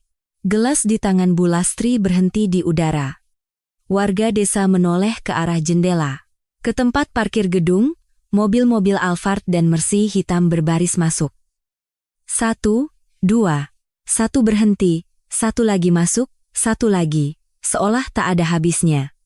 Bima menyipitkan mata dan bergumam, apa itu? Bu Lastri juga membeku dengan gelas di tangannya. Pintu-pintu mobil mewah itu terbuka, dan orang-orang berjas hitam turun berbaris. Para pengawal. Mereka mulai berbaris di kedua sisi pintu masuk gedung. Di antara warga desa, terdengar bisik-bisik. Semua mobil itu ke sini? Itu semua mobil mewah, kan? Ada berapa banyak? Bima, yang tadinya menatap keluar jendela, mulai berkeringat. Sesuatu yang tidak menyenangkan mulai merayap di hatinya. Kata-kata Dava tadi kembali terngiang. Aku akan membuatmu berjaga sebagai satpam di depan gedung perusahaanmu sendiri. Ia tidak tahu apa artinya, tapi ia mulai merasa sangat cemas. Pintu kayu usang gedung kembang desa terbuka seolah akan hancur. Para pengawal berjas hitam masuk lebih dulu. Berpasangan, mereka berbaris di kedua sisi koridor. Tatapan mereka lurus ke depan. Tidak ada gerakan, tidak ada kata-kata. Hanya dengan berdiri saja, atmosfer di dalam gedung berubah. Warga desa mundur, memberi jalan. Bu Lastri, yang masih memegang gelas, menatap pemandangan itu dengan bingung. Ini ada apa? Apa ada stasiun TV yang datang? Ada syuting? Ia bertanya pada orang di sekitarnya, tapi tidak ada yang menjawab. Semua hanya menatap ke arah pintu masuk. Saat itulah, orang pertama masuk. Melihat wajah itu, napas Bima berhenti. Salah satu konglomerat papan atas di Indonesia. Setiap kali muncul di berita, Bima selalu mencondongkan tubuh ke layar. Orang yang sangat ingin ia jabat tangannya. Orang itu sekarang sedang berjalan di atas lantai kayu gedung kembang desa. Orang kedua masuk. Orang ketiga. Keempat. Kelima. Wajah-wajah yang Bima kenal baik dari berita bisnis masuk berurutan. Orang-orang yang tidak pernah bisa ia temui di komunitas golf maupun jaringan alumni, orang-orang yang bahkan untuk ditelepon saja sulit. Bima merasa seperti sedang bermimpi. Lalu ia tersadar. Ia tidak boleh melewatkan kesempatan ini. Pikiran itu muncul secara naluriah. Bima berlari ke arah para konglomerat itu. Bapak, saya Bima Prakoso dari Cipta Jaya Konstruksi. Dulu kita pernah bertemu di forum konstruksi tahun lalu, Bapak ingat? Suaranya keluar dengan tergesa-gesa. Konglomerat itu tidak meliriknya sama sekali. Ia hanya melewati Bima dan terus berjalan lurus. Bima dengan panik beralih ke konglomerat lain. Selamat pagi, Pak. Saya Bima Prakoso, Dirut Cipta Jaya. Konglomerat itu juga tidak melihatnya. Arah jalannya tidak berubah.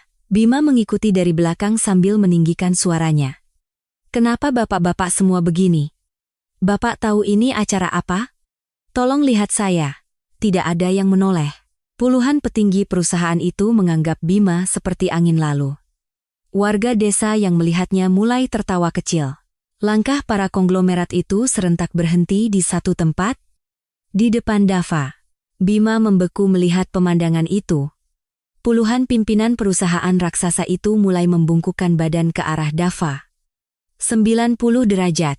Orang-orang yang menguasai perekonomian Indonesia membungkuk dalam-dalam di atas lantai kayu gedung kembang desa. Dan dengan satu suara, mereka berkata dengan lantang, selamat atas pernikahannya, Bapak Dava Wijaya, pimpinan Mahakarya Group. Suara itu memenuhi seluruh gedung. Kotak kartu nama di tangan Bima jatuh ke lantai. Kartu-kartu nama itu berserakan. Bima tidak memungutnya. Ia tidak bisa. Kakinya mulai bergetar hebat. Mahakarya Group, Dava Wijaya. Butuh beberapa detik bagi otaknya untuk menghubungkan nama itu. Perusahaan konstruksi nomor 1 di Indonesia, pimpinan yang wajahnya hampir tidak pernah muncul di media. Orang yang, Meski berada di industri yang sama, belum pernah ia lihat secara langsung. Fakta bahwa orang itu adalah orang yang barusan ia tawarkan pekerjaan satpam, dan ia selipkan kartu nama di dadanya, terasa tidak nyata. Bima menatap Dava dengan mulut ternganga. Dava, meski menerima tatapan itu, tetap tanpa ekspresi. Tidak ada kegoyahan. Barisan pengawal, penghormatan para konglomerat, tatapan seluruh isi gedung. Semua itu seolah adalah hal biasa bagi orang ini. Bu Lastri dari belakang menjerit. Pimpinan. Orang udik itu pimpinan Mahakarya Group? Kakinya lemas. Ia mundur terhuyung dan menabrak kursi, nyaris tidak jatuh. Orang yang tadinya melempar uang 50.000 sambil terkekeh, sekarang seluruh tubuhnya gemetar, kalung permatanya bergetar. Antingnya bergetar, tangannya yang memakai gelang emas gemetar di udara, tidak tahu harus berpegangan pada apa. Salah satu konglomerat menatap Bima dengan dingin. Siapa orang ini, berani-beraninya membuat keributan di pernikahan Pak Dava? Ia menoleh ke arah kepala tim pengawal. Itu saja sudah cukup sebagai perintah. Dua orang pengawal mendekati Bima dari kedua sisi. Bima mencoba melepaskan diri, tapi tidak bisa. Lepaskan. Aku Dirut Cipta Jaya Konstruksi. Lepaskan. Tidak ada yang menggubris. Saat itu, dari arah pintu masuk, terdengar lagi suara langkah kaki. Pandangan orang-orang beralih ke sana. Seorang pria tua dengan rambut putih. Kerutan dalam di sudut matanya, tapi punggungnya tegak. Jasnya rapi, langkahnya berwibawa. Saat ia berjalan ke tengah gedung, para konglomerat secara alami membuka jalan. Pak Suryo. Sulit dipercaya ia adalah orang yang tadinya terbaring di ICU dengan infus. Ia telah berjanji akan datang ke pernikahan putrinya dengan kedua kakinya, akan menggandeng tangan putrinya. Ia telah berjuang untuk bangkit dari ranjang rumah sakit. Pak Suryo berhenti di depan Anissa. Ayah dan anak itu saling bertatapan. Sudut mata Pak Suryo memerah. Ia menatap gaun putrinya dari atas ke bawah, lalu perlahan menggenggam tangan Anissa dengan kedua tangannya. Mata Anissa terasa panas. Ia menggigit bibirnya erat. Ia berjanji tidak akan menangis di sini, hari ini ia tidak akan menangis. Tapi tangan ayahnya begitu hangat, tangan yang baru ia genggam lagi setelah 3 tahun. Pak Suryo perlahan berbalik menghadap para tamu. Semua mata di gedung tertuju padanya.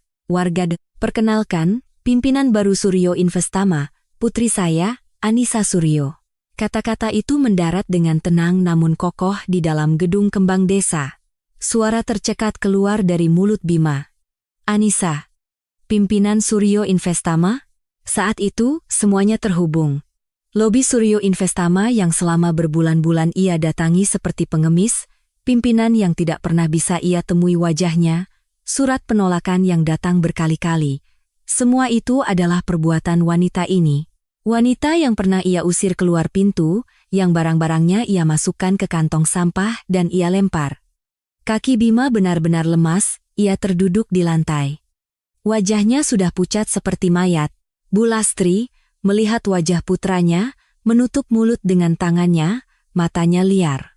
Orang yang tadinya terkekeh-kekeh menghina Anissa di depan warga desa, sekarang matanya kosong dan tangannya meraba-raba udara. Anissa menggenggam tangan ayahnya erat. Lalu ia menatap Bima. Tempat yang kalian datangi untuk melampiaskan amarah ini, suara Anissa menggema di dalam gedung, adalah tempat pernikahan saya, pimpinan Suryo Investama yang memegang nasib hidup dan mati perusahaan kalian. Anissa memberi isyarat kepada sekretarisnya. Sekretaris itu membawa 2 amplop coklat dan berjalan ke depan Bima. Bima menatap amplop itu.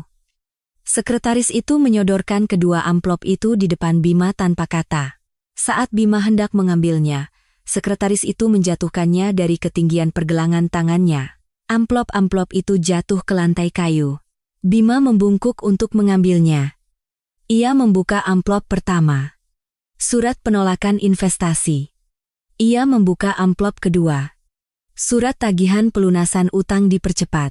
Isinya menuntut Cipta Jaya Konstruksi untuk segera melunasi seluruh pinjaman jangka pendek yang mereka ambil dari Suryo Investama. Saat Bima melihat angka-angka di surat itu, tangannya gemetar. Itu bukan jumlah yang bisa ia bayar hari ini. Tidak. Dengan kondisi Cipta Jaya Konstruksi saat ini, tidak ada cara apapun untuk melunasinya. Bima mengangkat kepala. Suaranya serak. Ini apa maksudnya? Pelunasan dipercepat? Jatuh temponya kan masih 2 bulan lagi. Anissa menjawab. Baca klausul ketiga di kontrak. Dikatakan bahwa jika peminjam terbukti melakukan penipuan atau penggelapan, pelunasan dapat ditagih seketika. Penipuan dan penggelapan. Kata-kata itu menggantung di udara. Wajah Bima kehilangan warna. Saat itu, Bu Lastri terhuyung-huyung maju. Sepertinya kakinya tidak kuat lagi menopang tubuhnya.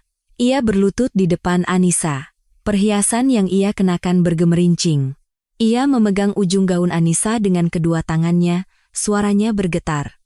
Anissa, ibu waktu itu hilaf. Anggap saja ibu ini ibumu, tolong selamatkan kami sekali ini saja, ya?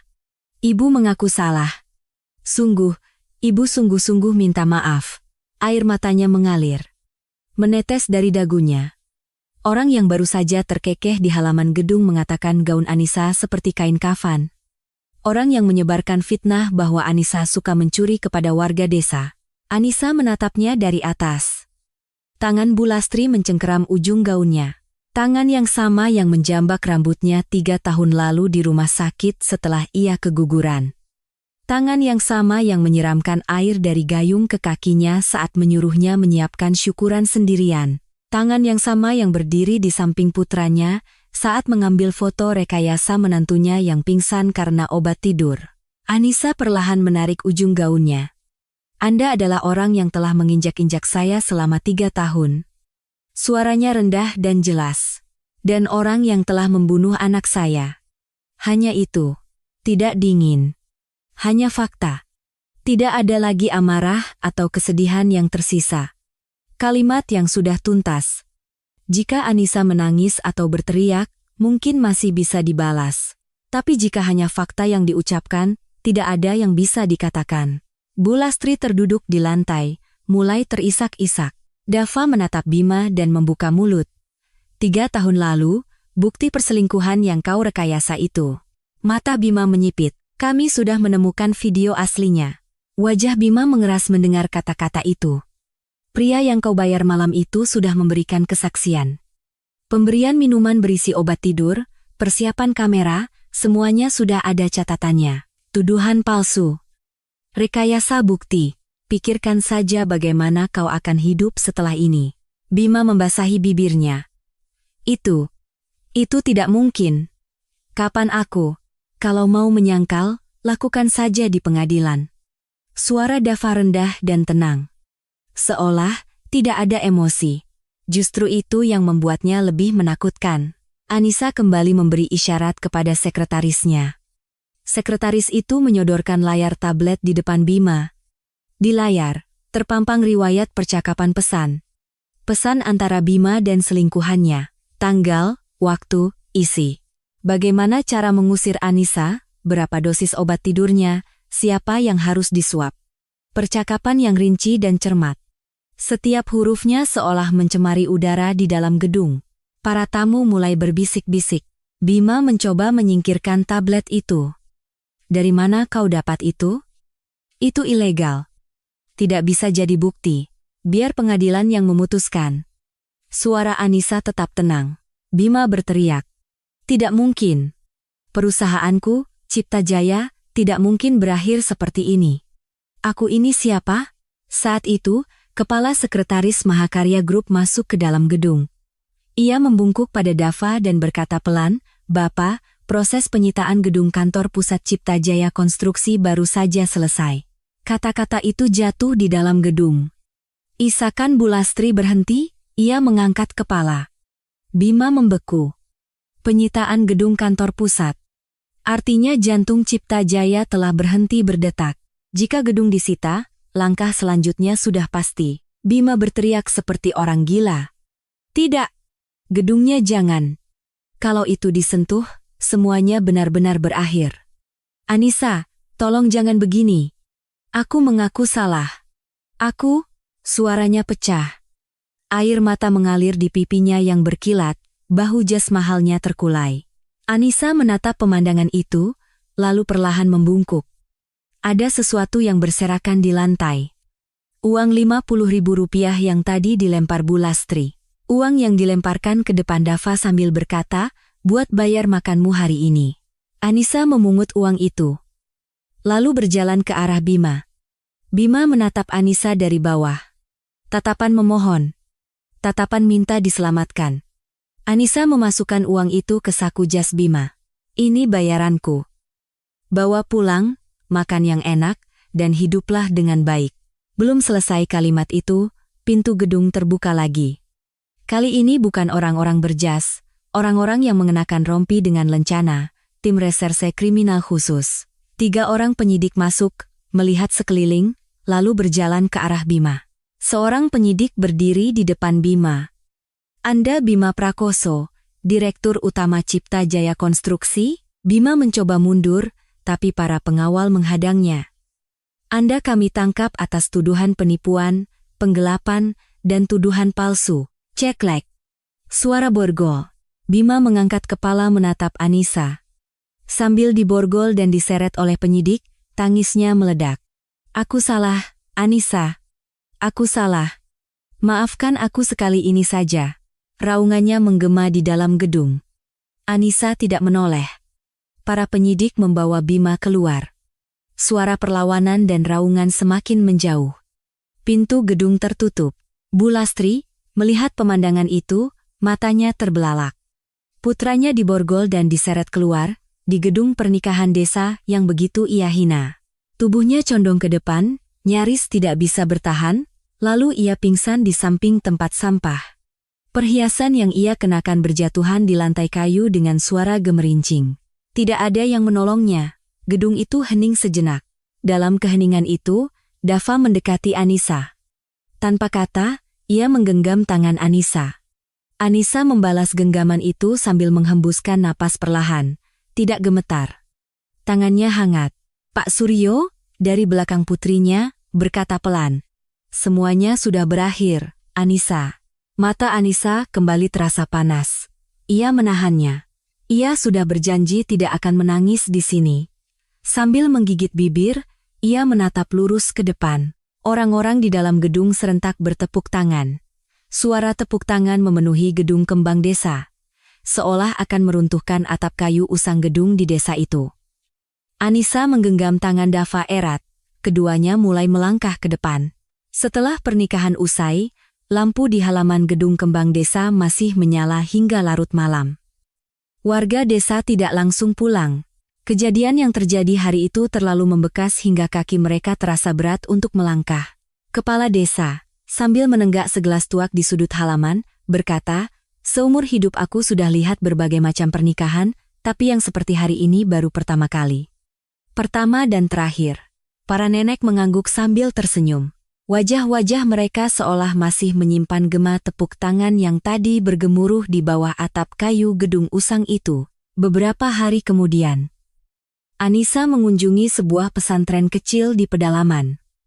Bersama Dava. Keduanya berjalan menyusuri jalan setapak di hutan tanpa banyak bicara. Daun-daun kering berdesir di bawah kaki mereka, angin akhir musim kemarau menggoyangkan ranting-ranting pohon. Seorang kiai yang duduk di depan surau menyambut mereka. Anissa menyalakan dupa dan berlutut. Ia menangkupkan kedua tangannya. Memejamkan mata. Malam saat ia menangis tanpa suara sambil menatap langit-langit ruang gawat darurat 3 tahun lalu terbayang kembali. Sensasi saat ia memeluk perutnya yang kosong dengan kedua tangannya terbayang kembali. Suara perawat yang berkata, bayinya tidak bisa bertahan, terbayang kembali. Anissa perlahan membuka bibir.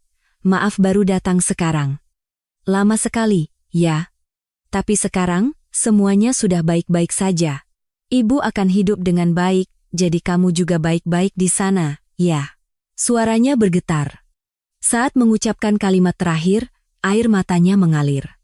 Tanpa suara, hanya mengalir. Dava menggenggam tangan Anissa tanpa kata, sangat erat. Saat mereka keluar dari halaman pesantren, langit tinggi dan cerah. Anissa menatap langit sambil menarik napas dalam-dalam. Udara sejuk masuk hingga ke paru-parunya. Sesuatu yang telah lama bersarang di hatinya seolah perlahan mencair. Akhir pekan itu, Anissa dan Dava kembali ke desa di puncak. Bukan desa tempat gedung kembang desa berada, tapi lebih ke pedalaman. Villa tempat mereka pertama kali bertemu. Nenek pemilik villa, begitu melihat mereka, langsung menggenggam tangan Anissa dengan mata berkaca-kaca. "Aduh, kalian datang. Datang juga akhirnya, Anissaku." Tangan nenek itu hangat. Anissa membalas genggamannya dengan kedua tangannya. "Maaf sudah banyak merepotkan." "Terima kasih banyak." Saat itu, kakek pemilik villa keluar dari halaman, melihat Dava, dan tersenyum. "Kamu lebih alami waktu pakai baju kerja usang sambil menyapu halaman dulu. Penampilanmu sekarang agak kaku." Dava tertawa lepas. Anissa juga tertawa. Warga desa, mendengar kabar itu, mulai berdatangan satu persatu. Mereka sudah tahu Anissa menjadi pimpinan perusahaan besar, suaminya adalah pimpinan Mahakarya Group, dan yang lebih penting, mereka kembali karena menyukai desa ini. Tak lama, di halaman sudah terhidang makanan. Tanpa dikomando, makanan mulai berdatangan. Bihun goreng, tahu tempe bacem. Makanan-makanan sederhana. Kepala desa mengangkat gelas tuaknya. "Ini adalah pernikahan paling dramatis dalam sejarah desa kita. Dan ini adalah syukuran setelahnya. Anissa, Dava, semoga langgeng selamanya." Terdengar tepuk tangan. Halaman kecil itu dipenuhi tawa. Sementara itu, di tempat lain, hari-hari yang sangat berbeda berlalu. Bima menghabiskan hari-harinya di sel isolasi. Gedung kantor pusat Cipta Jaya Konstruksi sudah disita, para karyawannya terpencar. Selingkuhannya dikabarkan menghilang sebelum ditangkap. Bima menatap dinding sel yang dingin, teringat uang Rp50.000 yang diselipkan di saku jasnya. "Ini bayaranku." Kata-kata itu terus terngiang. Bu Lastri, setelah keluar dari rumah sakit, tinggal sendirian. Sesuatu yang aneh terjadi. Sejak pingsan di gedung pernikahan itu, ia kadang-kadang mengigau. Suatu malam, ia berkeliaran di gang dan mengetuk pintu rumah tetangga. "Anissa, sudah selesai siapkan makanannya." "Ibu sudah menunggu." Tetangganya bingung. "Ibu siapa, ya?" Bu Lastri memiringkan kepala. "Sayurannya masih banyak, harus cepat diselesaikan." Di bawah lampu jalan, bayangan Bu Lastri memanjang. Setelah kembali ke Jakarta, hari-hari Anissa sibuk. Di ruang kerja Suryo Investama, ia memeriksa dokumen, memimpin rapat direksi, mengambil keputusan investasi. Aset-aset yang hendak digelapkan oleh Ibu Tiri dan keluarganya, ia ambil kembali satu persatu. Ayahnya, Pak Suryo, perlahan pulih dan mulai bisa keluar rumah.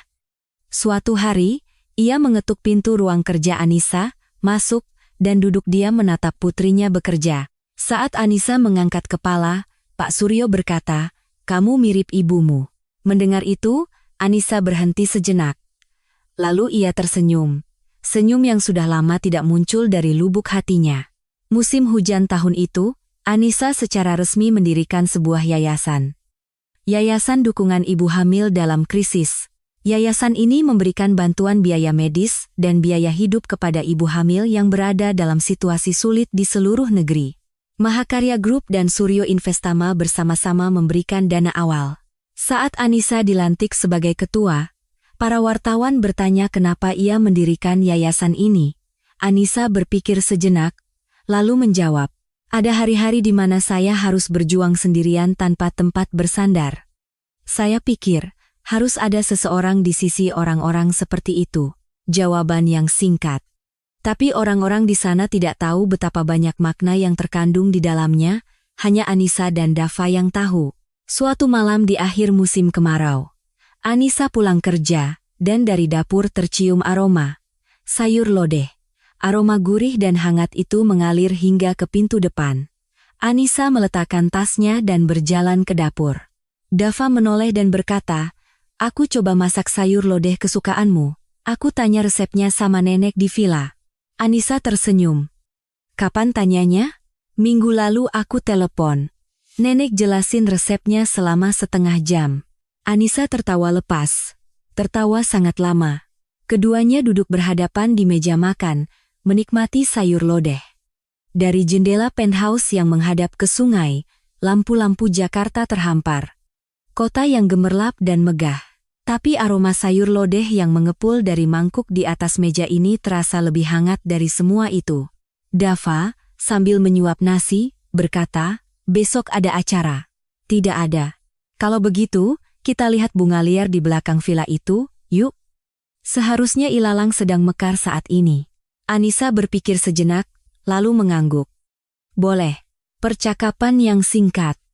Tidak ada yang istimewa. Tapi percakapan singkat dan biasa itu, bagi Anissa, adalah hal yang paling berharga di dunia. Inilah kebahagiaan, Anissa sekarang tahu. Setelah makan, Anissa duduk di dekat jendela ruang tamu. Pemandangan malam Jakarta terhampar di depannya. Dava datang dan duduk di sampingnya. Anissa menyandarkan kepalanya di bahu Dava. Dava merangkul bahu Anissa. Keduanya menatap keluar jendela tanpa kata. Lampu-lampu berkelip di atas permukaan sungai. Anissa, menatap cahaya itu, teringat sebuah buku harian usang. Buku harian dengan sampul yang sudah pudar, dan ujung-ujungnya terlipat, tersimpan di suatu laci. Halaman terakhirnya sudah lama kosong. Dalam hatinya, Anissa perlahan mengisi halaman itu. "Akhirnya, aku menemukan diriku, dan kami bahagia." Anissa menghembuskan napas pelan. Sudah sangat lama, napasnya bisa terhembus sepenuhnya. Tanpa ada yang mengganjal, tanpa ada yang menyumbat. Dari luar, terdengar suara angin. Di suatu tempat di desa Puncak, mungkin saat ini angin juga sedang menggoyangkan ilalang. Di padang ilalang tempat mereka akan berjalan besok. Kata orang, akhir dari orang yang hidup jujur pada akhirnya akan bersinar. Hari Anissa berakhir dengan tenang dan hangat. Bagaimana kisah Anissa hari ini? Konosuke Matsushita, pendiri Panasonic, pernah menjawab begini saat ditanya rahasia kesuksesannya, "Saya lahir miskin, karena itu saya bekerja keras. Tubuh saya lemah, karena itu saya menjaga kesehatan. Saya tidak berpendidikan, karena itu saya belajar dari semua orang. Aset terbesar saya adalah kekurangan saya." Anissa dalam kisah hari ini juga begitu. Waktu-waktu saat ia dirampas, dibuang, dan diinjak-injak justru membuatnya menjadi orang yang tidak bisa dihancurkan oleh siapapun. Dalam hidup, ada hari-hari saat kita bertanya, kenapa aku harus mengalami ini?